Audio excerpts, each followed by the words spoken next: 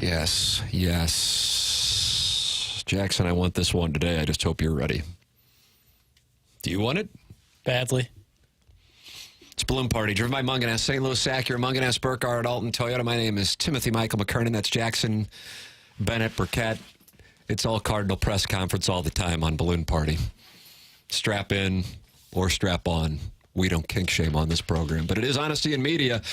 And Jackson, what is the series of questions you have prepared along with peppering some audio? Perhaps some audio, by the way, you haven't heard because there was a press conference after the press conference. And we have some of the audio from that. And this isn't like a sketch or a bit. I'm out of the sketch and bit business. This is actual audio from John Mozeliak following the press conference. Don't know why, but we have it, and I think you're going to find that as a little more insightful. Jackson and I were talking before TMA this morning in the pre-show meeting at 7:06, and Jackson said that was actually the real press conference. Yeah, I mean, totally. I mean, that's where it just felt like, I don't know about you. Like, one of the questions I have in my questions titled Little Piddles, Vice President of Special Projects. You're the Vice President of Special Projects. Yeah, no, I've changed roles. Well, congratulations. Well, it was I'm kind of taking the fall, but I'm also getting a new job. And some might have questioned what I did before this new job or what this new job entitles. And I don't even know, but I'm excited about it. But I'm also not building a great roster, but I'm excited about it. I get that.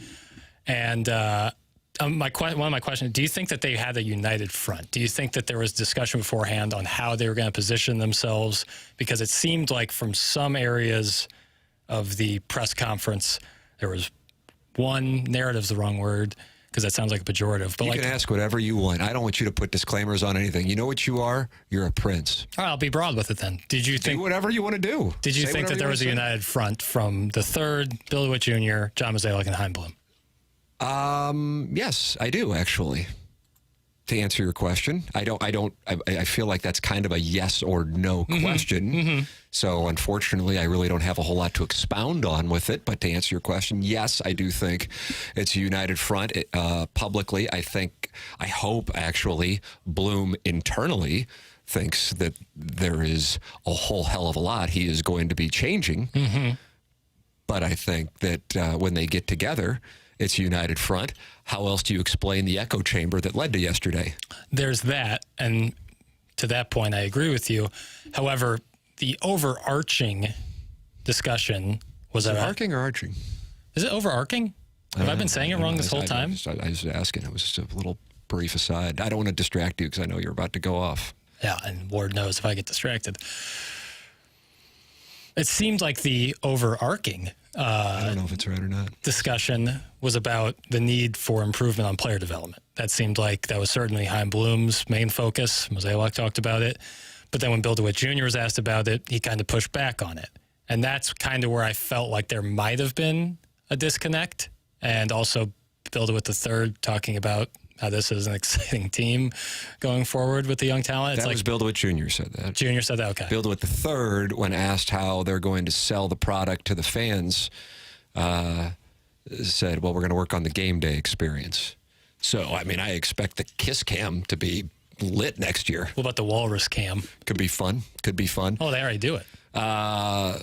The overall message was a disaster, which is so disappointing and sad to me because in order to alienate a fan base like the Cardinal fan base in this market takes a real special and poor effort. Mm-hmm. But what they are saying they are now going to do is the right thing for the organization. It's the messaging and the fact that the people who played a role in getting it to this point are somehow allowed to drive the car going forward. That's the part that I disagree with.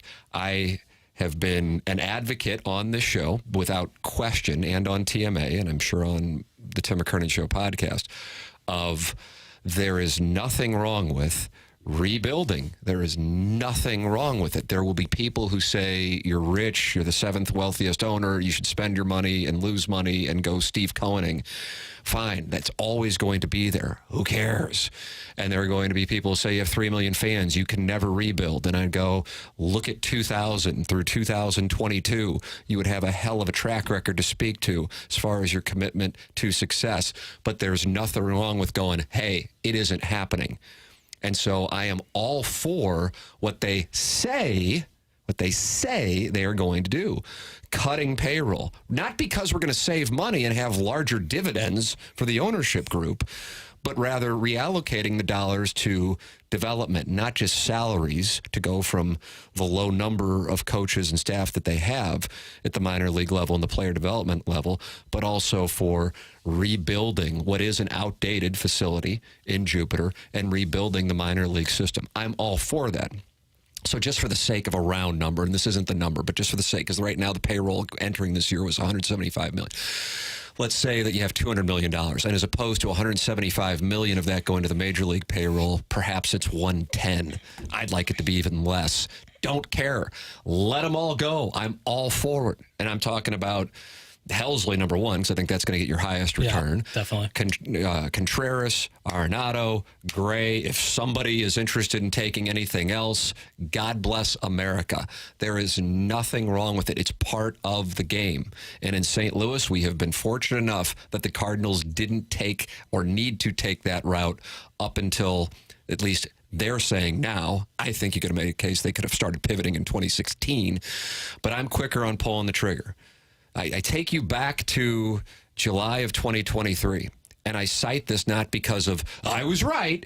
I cite it because it spoke to the mindset of the Cardinal fan base at the time, that the LA Times, and a credible news reporter, not a sports reporter, has the story that the Dodgers and Cardinals have been talking about Arenado, and he's willing to go to L.A. And the reaction wasn't, oh, should the Cardinals do this or not? It was, oh, that has to be fake. That can't be real. This guy's just making things up for clicks. I'm going, it absolutely should be a discussion. He's an aging third baseman, and the Cardinals are not remotely close. You have to have these tough conversations. As I always say, anytime we talk about that, if Goldschmidt and Arenado said we're not going anywhere, Cardinals couldn't do anything. We don't know on that. We do know this. Goldschmidt isn't coming back this year, and I would be shocked if Nolan Arenado comes back. Shocked. If I'm Nolan Arenado, I'm going, why in the hell did I not opt out 2 years ago? Mm-hmm. But either way, he's got a handful of years left to pursue a championship. This is the Colorado Rockies remix here, just without the altitude. Yeah. But fine, that's what the Cardinals need to do. Arenado needs to go and try to win a championship. So I'd be shocked if he's at third base. Yeah. Sonny Gray is not a young man anymore by baseball standards. He's got a couple years left on the deal that was intensely backloaded. If he wants to win a championship, it isn't going to be here. Fine. The Cardinals need to do what they need to do. Gray needs to do what he needs to do. Contreras, I was against that from the absolute beginning. Why? Because you're going to be paying a catcher in his late 30s who isn't really going to be your catcher. And that's not what the Cardinals' need was. And as it played out, it turned out to be the correct perspective. Great guy, great competitor, but it's not what the Cardinals needed. And so you move on from that as well. Doesn't mean he's a bad guy. You just have to turn the page. So I'm all for that. The core issue is the person who has played a role in alienating the fan base by his messaging and also by the moves that have been made is the guy that still gets to be in charge next year. And there was a press conference after the press conference yesterday, which, again, I don't know what that was about, but it was. And it wasn't with, as Ben Fredrickson, great column by Ben Fredrickson in the Post-Dispatch today, notes what a strange situation that the guy who this press conference, I guess, is about, and I'm not talking about the newly crowned Vice President of Special Projects, Mike Gersh, because he was the only guy who really lost his job yesterday, I guess, was Bloom, and Bloom's escorted out, and then Mozeliak sits there and fields questions. And one of the questions was, and I think it was Randy Carricker who asked it, so who's the general manager now? And Mozeliak said, I am. I mean, it's like I'm watching Captain Phillips. and then Bill DeWitt asked a question about the payroll, and John Mozeliak jumps in and answers for him. Can you imagine? Take your pick. Even you can localize it to the Blues for as kind and gentlemanly as Tom Stillman is. if Doug Armstrong jumped in on a question for Tom Stillman, we'd all be like, yeah, boy, you know? I mean, imagine Jerry Jones is fielding questions in Dallas, and some underling, potentially one of his children who work for him, jump in and go, just 1 second, Jerry, I'll handle that one. I mean, it just shows the dynamic of the organization at this moment. There's usually somebody at the top of the totem pole, and everybody kind of understands the program. In this case, the chairman may not really be the chairman. It's the Bill DeWitt Jr. and John Mozeliak show, and he gets to call the shot whether or not he gets to keep his job because he's essentially at the top of the totem pole. You have done a masterful job in eliminating the goodwill that this franchise has built up over the first 25, 30 years of your ownership by telling people things that either they already knew or being disingenuous with the questions that were absolutely wholeheartedly correct to be asked, such as your player development system. And it's like, well, hold on a second. I don't necessarily agree with the player development. Then why are we having the press conference if everything's okay? Right. And I think part of that was because Katie Wu asked the question, and Katie Wu's the one who had the expose on Friday. So I think you have that going on as well. Yeah. Yep. Yeah. I think that lays it out perfectly. And kind of it speaks to exactly what the issues are. Like, I think fans are absolutely right to be concerned or question this, even though they won't call it a rebuild, it's a rebuild, because it's being led, even if it's only for a year, but it's certainly going to be started off by the same people who put you in this position. And then in a way, you're going to have to eat a lot of money, I assume, if you do want to end up getting rid of some of these guys. A lot of money is going to be eaten. But in a way, that's penance for bad choices down the road. And also, it's twofold because now you get more opportunities for younger guys, the new generation of Cardinal, the future of the franchises, to get in there and start to play. So yeah, you're going to eat some money. That's what happens when you poorly manage a team for the better part of a decade. Your thoughts on the topic are welcome. 314-399-9646, Air Comfort Service text line. The YouTube chat is active as the day is long. Look, Fat Bob's in there talking it over to Tiny Pee-Pee. What a chance for listeners to come in and watch Fat Bob and Tiny Pee-Pee talk it over, Jackson. Yeah, I mean, today is a day where you should commiserate with your fellow Cardinal fan. Wow, I like that. You should get in touch. It's better to talk than it is just to let your mind run wild. You know, maybe hear a different opinion than your own. Maybe hear the same. Either way, communication is key, Tim. And you can do so in the YouTube chat or via the Air Comfort Service text line.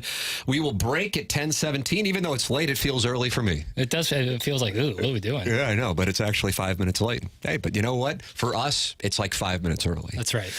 This is Balloon Party 101 ESPN.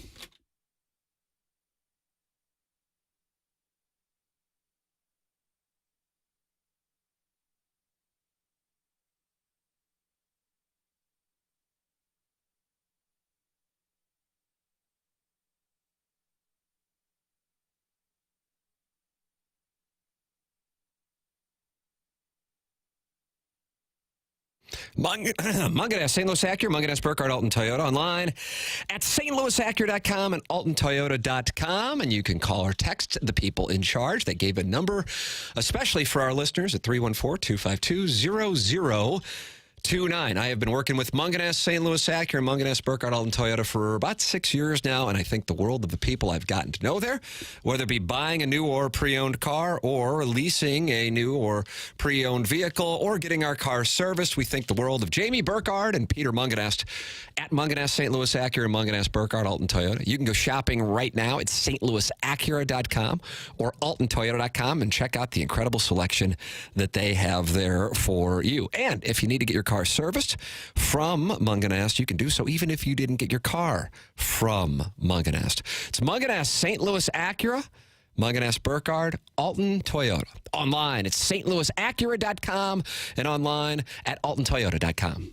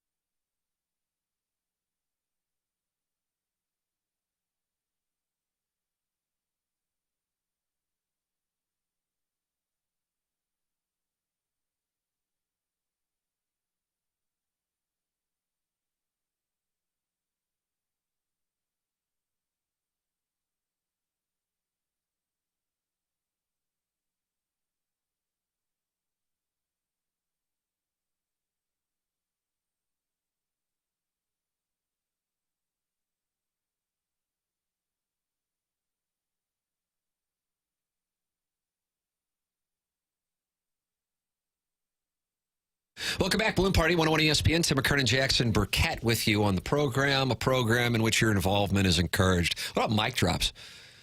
Yeah. I'd love to hear from the people. Sure. Leave one, Jackson.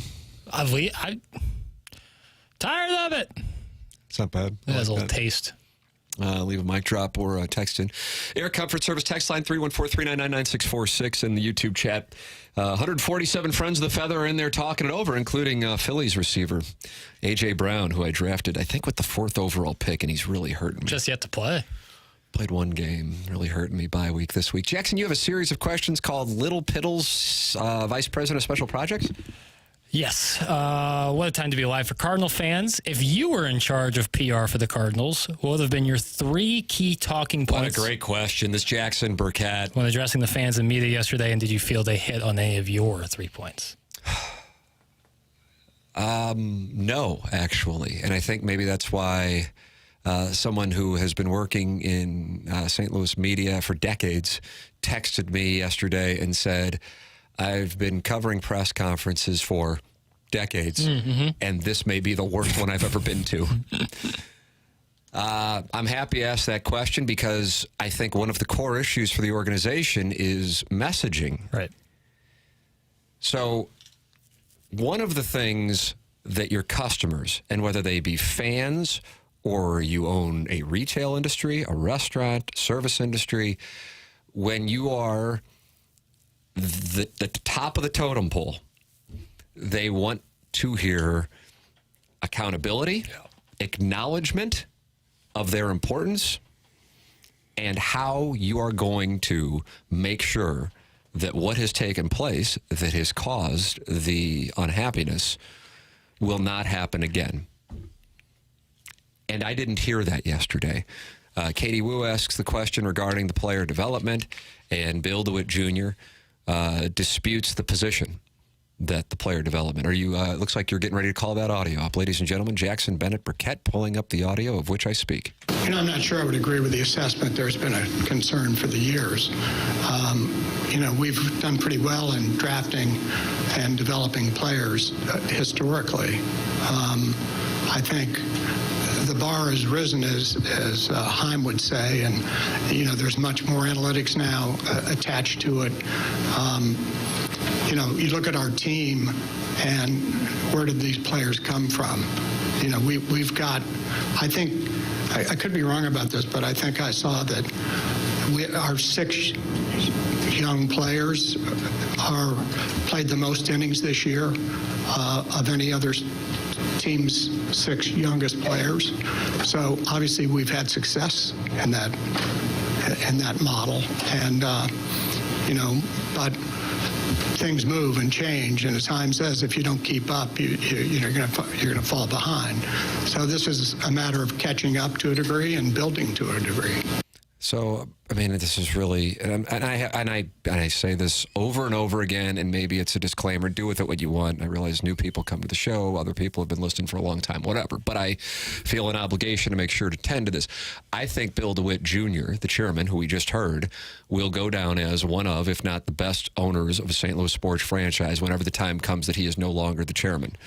With that established, if what he just said there was the case, then why are we having the press conference yesterday? Right. And that's the issue. And here's the thing. He may actually feel that way deep down. I don't know how he could, but if he does, he does. That's fine. And I think perhaps he does. But part of operating a business is having awareness of when your customers, for lack of a better term, in this case, fans, are not happy. And you're always going to have a portion of people not happy. And on social media, you're always going to hear the loud unhappiness. I'm not talking about, on Twitter. F that. I'm talking about what has taken place over the last number of years. And I'm not saying 2023 and 2024. This goes back to starting in 2016. And I recall asking John Mozeliak when we were at spring training, I think it was 2018.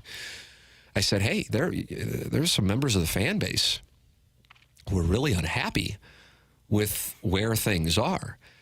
And his response was, as he parroted Maximus from Gladiator, Are you not entertained? And it's just like, don't you see how great we are? Even if internally you're going, boy, they're wrong. There are reasons why we are in the spot that we are in. Either explain that in a non-condescending manner or fall on the sword. But for the press conference to be called yesterday as a focal point on, I believe, Chaim Bloom now having the role he has and the Cardinals correcting the missteps that have led to the lack of quality player development, when it's presented, it's disputed, as opposed to going, this is my responsibility. There are plenty of things that have gone on over the last few years that I could tell you that would perhaps better explain why we're in the position we're in. But the bottom line is I'm the chairman of the organization, and I'm the steward of this franchise that will be around long after I'm gone. And I take pride in our record. But recently it's gotten away from us. Now, I believe we can get back to the mountaintop, but it might take a little time. And today is about setting forth that new chapter. And that is my responsibility as the chairman of this organization. And it's my commitment to the fans that I won't stop until that is accomplished. And just saying something like that would have meant the world. And instead, you had like a defensive tone. Yeah, I was just about to say that repositioning just to that turns it to accountability. That would be the word I would use to, as opposed to what it was yesterday, which was quasi-defensive, you know? And so they've got a bunch of young guys playing. Guess who else had a bunch of young guys playing this year? The Oakland A's. That isn't like a great thing necessarily. Right. And by the way, the rotation was made up of a bunch of guys in their mid-30s. I mean, that isn't like okay, McGreevy and Palante and Hentz and Matthews made up the rotation. That explains it. No, the rotation was such a dumpster fire in 23 that you went out and did this patchwork one-year deal thing with Gibson and Lynn, and then the 3-year deal with Gray, who I'm sure is like, my God, what am I going to do to get out of here? And I hope I can go somewhere where I can compete next year.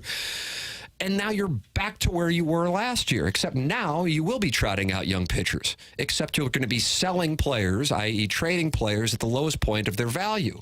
So you've compounded the issue by delaying the inevitable. And that's the thing that I just, for the life of me, don't understand. And it's one thing if you don't understand things because we don't get the idea of everything that's going on behind the scenes.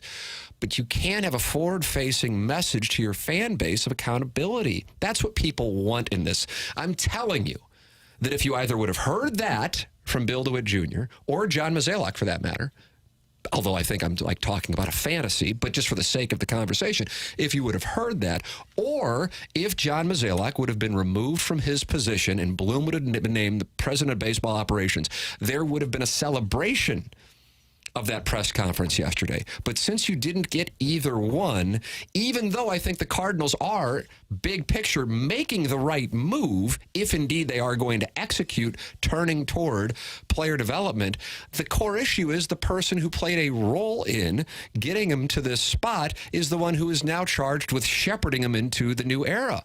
And that doesn't resonate with people. And if you don't have accountability for failure of doing a job, then what it does is consciously or subconsciously conveys to your customers, your fan base, that you don't necessarily care whether or not they win. Even though I absolutely believe that they do care. I just think they're so slow to change. And that is how they got into this spot.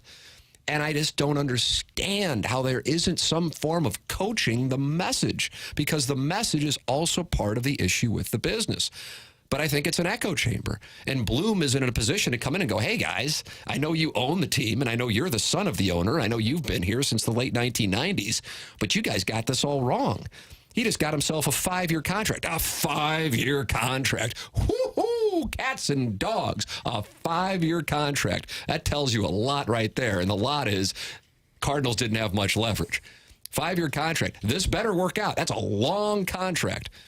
And I will hearken back to the move that for the life of me, there's got to be a greater explanation on Ali Marmol getting the contract extension before this season after finishing last place last year. What that was really what about. I mean, because that just set the tone for the year. Hey, last place last year, contract extension this year. So, of course, they're not going to terminate Ali Marmol. And let me make it clear, I don't blame Ali Marmol for this at all. But I sure as hell don't think he deserved a contract extension. I think privately, internally, he probably doesn't think he does either. And now you've got that situation. So they don't want to pay dead money. I get it, but you created this. Nobody made you do this. And now you got this spot, and you've pissed off your fan base.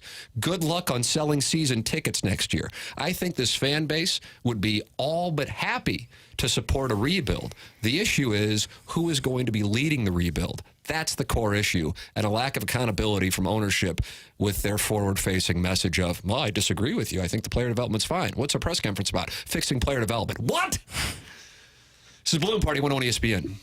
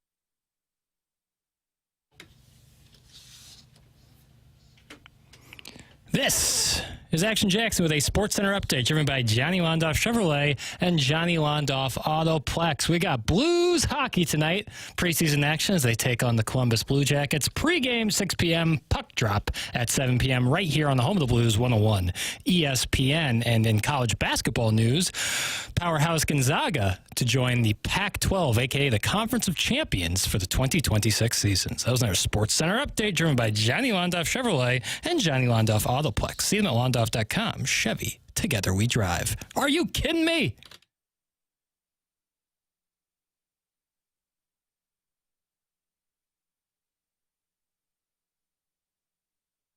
Welcome back to Balloon Party 101 ESPN. Tim McKernan, Jackson Burkett with you to the top of the hour. And it's Cardinal press conference all the time here on the program. Jackson, we're taking mic drops today.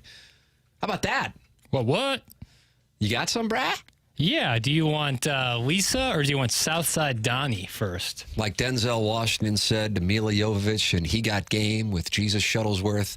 Both of them. Hell yeah. Both of them. Let's kick it off with Southside Donnie. Okay. I know this probably will never see the air because Jackson doesn't play mic drops, but I just want to comment on the Cardinals press conference in quotations yesterday. What are we doing? We need to get Mr. Burns and John Mozeliak and fire them into the sun as quickly as possible. I just cannot go through this for another couple of years. I know several people that are not renewing season tickets. I understand why. So hopefully we can get this stuff figured out. Thanks, boys. Southside Donnie out. Nice. I'm a Southside Donnie guy. I like and his I agree. And I like the way he opened up talking about the censorship issue on this show. I despise that, but I loved his little vocal email signature there. Southside Donnie out. You like that? Yeah, why not? And did Ryan Seacrest coin that phrase? Seacrest out? Yeah. I don't know. You know how big a fan I am of personal branding? Yeah, And, Brian Dunkelman. Brian Dunkelman. That's somebody? That was Ryan Seacrest, co-host on American Idol in season 1. Oh, really? And he did not want to come back for season 2. And I think that's a putt he'd like to have back. That's different than the judges, though, right? Because that was always Simon Cowell, Paula Abdul, and Randy Jackson. That's correct. Okay. All right. Well, I'm just glad we're all on the same page. Right, Brian Dunkelman. Poor Dunkelman. We also have Lisa. Yeah, who's a gem? Yeah, I agree. Hey guys, this is exactly what happens in all companies when the circle gets too small and you're not asking or even looking for advice or help when you think you're constantly the smartest person in the room. This is what happens. And the fact that Mo is still there, the fact that Gersh doesn't lose his job, they keep his salary. I mean, so the arrogance, this is arrogance at its very best. And it just is really sad. But I just look at it as arrogance. Thanks, guys. There's Lisa, and she's a gem. Always has been, always will be. Yeah, well, she's not happy either. Most people are not. I wonder what the approval rating of that press conference would be if I did a Gallup poll on the Twitter tweets. Oh, man. Which, of course, my Twitter account is now a GIF depot. Yeah, Twitter might not be the best litmus test. I don't know if there really isn't. Anywhere to do a good Gallup poll? Well, anywhere people can be anonymous is just not where you want to be. So that eliminates most, if not all, social media. Tiger board. Yeah, you put up on Tiger board. Let's see how that plays. There isn't really no way, but I would say 95% disapproval. Yeah. Now, even if they did what we talked about the accountability and all that, I still think it would be over. It would be more. The majority would be in disapproval still. However, I think that number goes down significantly if there is an admission of guilt, essentially. Well, Randy Carricker stands there, not only, of course, using his real name, but he asks Bill DeWitt Jr. and reads him his quote from 2018. And I didn't schedule for you to have this audio ready, so if you don't... Oh, but I do. See, that's the thing. A lot of people I know and I'm close to privately tell me how bad you are at this. And a moment like that... I think that proves that they might not be as right as I think they are. Right. And that's in contrast to all the people who publicly tell me I'm not good at my job. That's correct. And that's exponential. Yeah, right. Here is Randy and Bill DeWitt Jr. on Bill DeWitt's quote when they terminated Mike Matheny in 2018 about not winning, being acceptable in some places, but not in St. Louis. Bill, when you made the managerial change with Mike, this is a quote that's made the rounds. Some places winning is just a winning record, but not in this city, not with this franchise. How do you reconcile the last 2 years and what's happening now with that comment? Well, I don't withdraw that comment. That is expected in this city. And, as I just said, we won 83 games. That's a winning season. But it was below expectations for us and for our fans.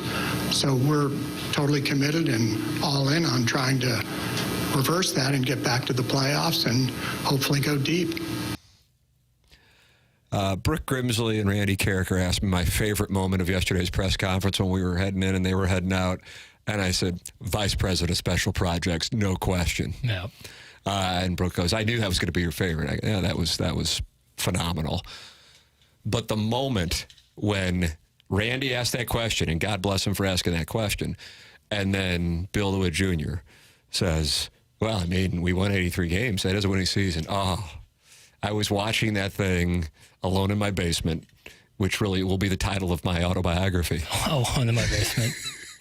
The story of a champion. And I think I made that in parentheses, the story of a champion. If my wife would have been upstairs, she would have heard me go, oh! She would have thought that I just hopped on the Sibian. It's messed up because as soon as I heard him say that, I go, boy, I wonder what Tim's thinking right now during this. Oh. Because then we played. Can't do that. You can't do that. You can't do that. You just can't do that. And by what I'm saying is, you can't go, because 83 and 79, is that what it wound up being, right? Mm-hmm. So now we're gonna move our goalposts. Oh, you just can't, it's here's the issue with it. Yes, literally, it's a winning season, but everyone knows they weren't in contention. The final couple, there wasn't anybody in the ballpark. And you're going to tell me that was a winning season? You can't do that, man. It's so disingenuous. And I know this sounds like a tweet when I'm looking for likes and trying to get my career going, and it's not. But sometimes these tweets are accurate. It's insulting to the intelligence of the fan base. And I'm not saying these fans are especially intelligent here in St. Louis because we applaud former scrappy middle infielders. That's not what I'm saying. This could be on the south side of Chicago or in Miami, where nobody shows up to games, or pick whatever other place where nobody's showing up. Oakland. It's not about the people being smarter here than elsewhere. It could be anywhere. It's insulting to people's intelligence. Don't tell them that was a winning season. Don't defend something that you didn't mean. You can't do that. You can't do that. That was so disingenuous. And again, I think the guy has had an incredible run. And I'm sure deep down, he's really disappointed in what's taken place. But you can't do that, man. Yeah. If it was your board and you had investors and you pulled that, he wouldn't pull that. But I guess it's like, okay, these people, they'll show up anyway, and they come from Kentucky and Tennessee and Southern Missouri and Illinois, and I can say that was a winning season and they won't know any better. I heard that, and I'm going, oh, you're actually running that one out there. Come on. And I know he's better than that. Yeah. Damn it, I didn't like that. But good for Randy for asking that question. So you said south side of Chicago. Did you see what Jerry Reinsdorf issued to the fans yesterday? Yeah. It was essentially a letter that said, well, it can't get any worse. I really liked that. Yeah, I guess in that case, at least he's being honest. I really like Jerry Reinsdorf. No press con. I'll just write the fans a letter. In my mid-'80s. Yeah, a letter from the A's owner, and a letter from the White Sox owner, and then the Cardinals owner gets up there and says, well, it was a winning season. Oh, my goodness. All right, one segment left, Jackson. I might have a coronary. We'll see what happens. This is Bloom Party, 101 ESPN.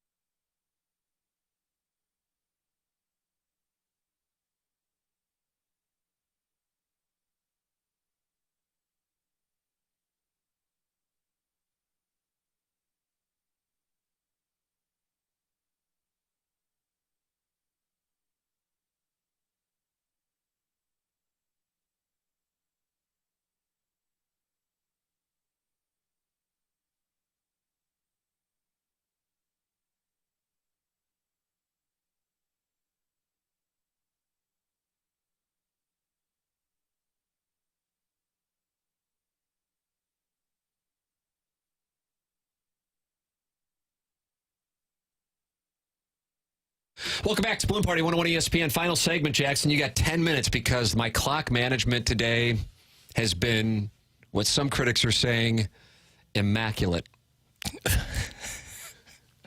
God, media critics. All right, let's get busy. That's what I say. Get busy, y'all. Busy, y'all. We have one more mic drop. Oh, and nice. I Wonderful. think this one is going to be a little bit different of opinion, which is obviously welcome. So, Southside Donnie, here I am playing another mic drop. I have a different take on this than seemingly everyone else. Circumstances matter. In the Cardinals situation, Goldschmidt and Arenado, their 3-4 hitters, absolutely sucked this year. That changes everything. And also, Tommy Edman, who had surgery in October, supposed to be ready for February, never became ready. So now you have another position in which you have to put a defensive player in its place. Think about what had happened if Goldie and Arenado would have just hit at their career norms and Tommy Edman would have played center field. At that point, you could actually put Jordan Walker in right field and let him play out. Do the same thing that Milwaukee, Arizona, and San Diego did with their rookies. Let them work through their issues and then succeed. It would have been a completely different story had those things happened. To be honest, that's not Mo's fault. This is not Mo's fault. This is not Ollie's fault. Their 3 and 4 hitters absolutely sucked this year, and that was the problem. Yeah, I don't disagree with that. Not what we're talking about, but still a fun fact for no one tell. Yeah, I mean, the Atlanta Braves are in the playoffs, 7th straight year. Should be fun to see what Acuna and Strider do this postseason. Stop it. All right, Jackson, what are our questions here on the Little Piddles? What is it called? Oh, you're the Vice President of Special Projects? yes, yep, for 101 ESPN. So, Well, congratulations on that. Did Jamie Rivers help you get that? Well, we're still waiting to appoint the president. Oh, that's right. I guess if there's know. vice president, there's got to be a president of special projects. And what those special projects will be, Do you think for change to Why the 3 seconds like an AI was trying to process what we're going to do? Well, I have a bunch of different questions, some of which pertain to the Cardinals, some of which don't. And I've decided to stick with the Cardinals. I think that's the right move. What are you going to do? Pivot off to Texas A&M this weekend? Kind of I don't want to keep saying overarching because I don't know if it's overarching or overarching, but just kind of a question about football in general. No, but I think we stick with the Cardinals. I'm with it. Do you think for change to occur in an organization, it needs to be a top to bottom effort, or do you think one person can step in and be the change? And do you think true change stems from a change in mindset and goals? How many times do you say change there? I got the over-under at 5.5. Do you think change 1, 2, 3, 4? Ooh, under ship. I think one person can cause change without question. Without question. I know he's polarizing, but one that comes to mind right now in sports would be Deion Sanders, Colorado. People certainly cheer against him. Certainly people cheer for him. And I think Las Vegas actually accounts that when they set them up as a 14-point underdog against Central Florida, and then they win by whatever they won by this weekend. And I think that can absolutely happen in any sport for that matter, any business for that matter.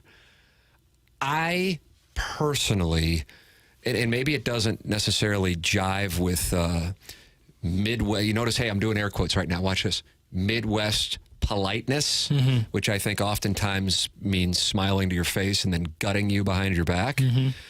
I like the Nick Saban, Bill Belichick approach of, I don't really care, but we're going to win. You don't like it? That's fine. We're going to win. Yeah, you know where you stand. 100%. I don't know what that was. I still don't really know what that was yesterday. I don't know what I guess it was about Bloom taking over in 2026, I guess. Or it was just a big half-hour press conference to celebrate Michael Gersh's new position of Vice President of Special Projects. Otherwise, and then when you go, the development, we're talking about development. Well, the development's fine. What? Well, then what are we doing? So I like to know where I stand in the hand. And if it doesn't necessarily sound good or it hurts my feelings, it's business. That's what we're here to do. And the job is to win.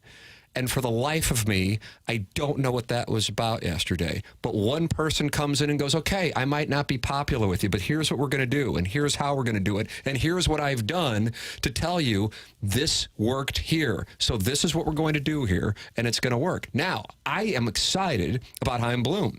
I thought of the 4 people there yesterday when he got a chance to talk that was the person I was interested in listening to, and it sounded different. I realize he's part of the echo chamber, but he's a new member, so he isn't indoctrinated yet. And so I liked what I heard from Chaim Bloom yesterday, and I'm excited about Chaim Bloom. I think he gets blamed for the situation with Mookie Betts in Boston, but he took over Boston's roster when Betts was about to be a free agent, and they already had some, at the time, dead money with David Price and Chris Sale, even though to Chris Sale's credit, he's come back and he'll probably be the Cy Young winner. But I think they had just shy of $100 million committed to those three guys, and David Price was dead money. So, yeah, they didn't get much in return for Betts, but they also were able to get Price off the books in Boston. And Boston also, in the first real season after Bloom took over, went to the ALCS. And keep in mind, that's after getting stuck with those three contracts and after trading Betts. And I'm not trying to spin that. I'm just saying Bloom's success was not about what he did in Boston. He was charged with a different gig in Boston. Bloom's success was taking something on a low budget and turning it into player development in Tampa. That's what he's going to have here in St. Louis. So I'm excited to see that opportunity for Chaim Bloom. And I also thought the way he communicated yesterday, I could buy into that. So I'm on board. Like I said, I'm on board with the overall move. What I'm confused by is how Mozeliak gets to stay and then the denial that the player development has been problematic. I don't understand that for the life of me. But overall, I think the Cardinals actually took a step closer to getting a championship yesterday. The issue is that it took this long to get there because this has been trending in this direction. And for the life of me, I don't understand how the people who played a role in the destruction of it get to shepherd in the new era. But it doesn't matter. That's what we've got. Let's see how they handle it going forward. And my belief is you will see Nolan Arenado gone. You'll see Ryan Helsley gone. You'll see Paul Goldschmidt gone. You'll see Wilson Contreras gone. And am I leaving anybody? Sonny Gray. I think he'll be gone. And you know what? Just like Randy Carricker said, he said when they signed Sonny Gray, hey, you're still going to be an 80-win team. Might as well save the money, you know? Yeah. And I think that irritated some people at the Cardinals, but good for Randy. He called it how he saw it, and that's right. That's what it was. And so now, here we go. There's a fire sale in St. Louis.